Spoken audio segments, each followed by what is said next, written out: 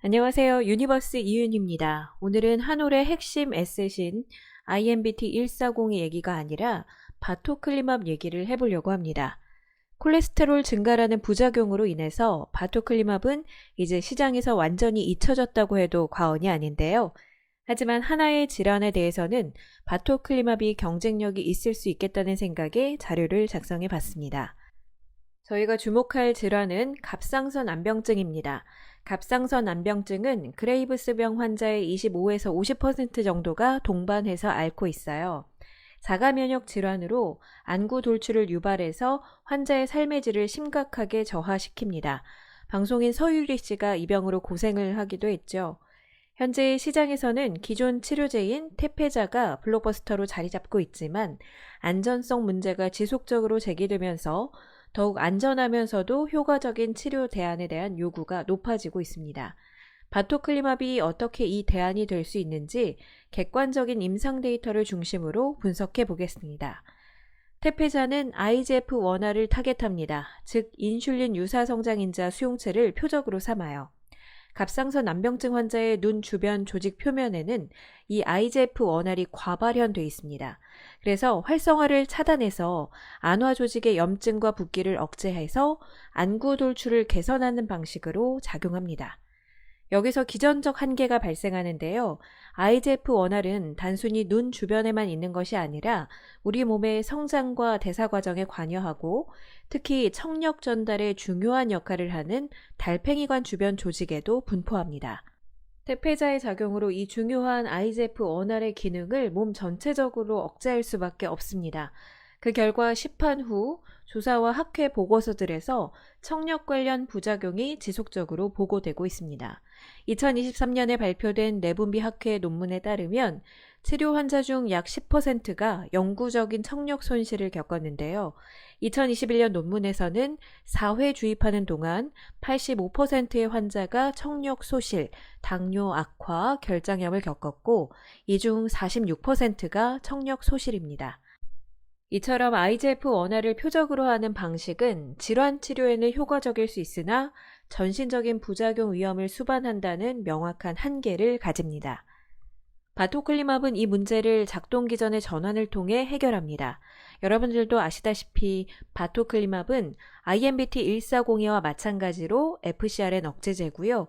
테페자와는 전혀 다른 경로로 작용합니다. 갑상선 암병증은 병원성 자가 항체가 과도하게 생성돼서 눈 뒤쪽 조직을 공격해 발생합니다. 바토클리맙은 혈액 내 IgG 항체의 수명을 조절하는 FcRn의 수용체를 차단해서 이 유해한 자가 항체를 효율적으로 낮춰줍니다. 바토클리맙은 IGF-1R을 전혀 건드리지 않습니다. 따라서 테페자에서 발생하는 청력 관련 부작용 발생 가능성이 원천적으로 차단됩니다. 바토클리맙이 기존 치료제 대비 가장 강력한 안전성 우위를 확보하고 있죠. 그렇다면 이번 12월에 발표될 갑상선 암병증에 대한 바토클리맙의 임상 3상 데이터의 결과가 궁금하실 텐데요. 저는 긍정적인 데이터가 도출될 거라고 생각하고 있습니다. 이유가 있는데요. 바토클리맙은 본래 그레이브스병 임상 2상을 진행했습니다. 임상에 참여한 그레이브스 환자 중 80%가 갑상선 암병증을 동반하고 있었고 바토클리맙 투여 후에 갑상선 암병증 치료 효과가 관찰된 겁니다.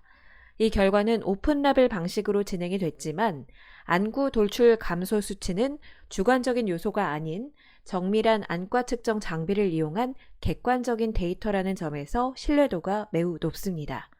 12주차의 평균 2.5mm, 24주차의 평균 3mm 이상의 뚜렷한 안구 돌출 감소를 보였고요. 이 수치는 갑상선 암병증 치료 효과의 판단 기준인 2mm 이상의 개선을 뛰어넘는 수치입니다. 정리하면 기존 치료제인 테페자는 강력한 효능을 보였지만 안정성 이슈를 남겼습니다. 반면 한올 바이오파마의 바토클리맙은 IGF-1R 비관여를 통한 안정성 확보와 FcRn 억제를 통한 갑상선 암병증 치료에 대안이 될 거라고 생각이 드는데요. 물론 시장에서 바토클리맙이 상업화가 될 거라는 기대감은 전혀 없습니다. 실제로 이뮤노반트는 많은 적응증을 IMBT1402로 임상하고 있고요. 바토클리맙은 갑상선 암병증 임상 3상 데이터 발표 하나만 남기고 있을 뿐인데요. 하지만 데이터가 좋게 나오고 투약 주기를 변경해서 부작용 조절이 가능하다면 상업화의 가능성도 있지 않을까라고 생각을 해봅니다. 테페자는 20년 1월에 FDA 승인을 받았습니다. 22년에 암제는 테페자를 만든 개발사인 호라이즌을 36조 원에 인수했고요. 테페자의 매출은 21년 2.3조, 22년 2.7조, 23년 2.6조, 24년 2.5조입니다. 아직 갑상선 암병증 환자에 대한 테페자의 침투율은 높지 않아요. 따라서 안전하고 근본적인 치료 대안에 대한 수요는 크다고 생각합니다. 바토클리맙의 임상 2상 오픈 라벨에서 나온 데이터는 12월에 발표될 임상 3상의 긍정적 데이터에 대한 근거를 제공합니다. 물론 상업화는 경영진이 판단하는 거고요. 다행인 것은 바토클리맙 상업화에 대한 시장 기대는 전혀 없습니다. 시장에 기대감이 없는 한올의 안구 건조증과 바토클리맙 얘기를 하고 있는데요. 다음 시간에는 일본 판권 가치에 대해서 알아보겠습니다. 일본 판권은 바토클리맙의 갑상선 암병증 3상 데이터와 밀접하게 관련이 되어 있습니다. 오늘 준비한 내용은 여기까지입니다. 구독과 좋아요 부탁드려요.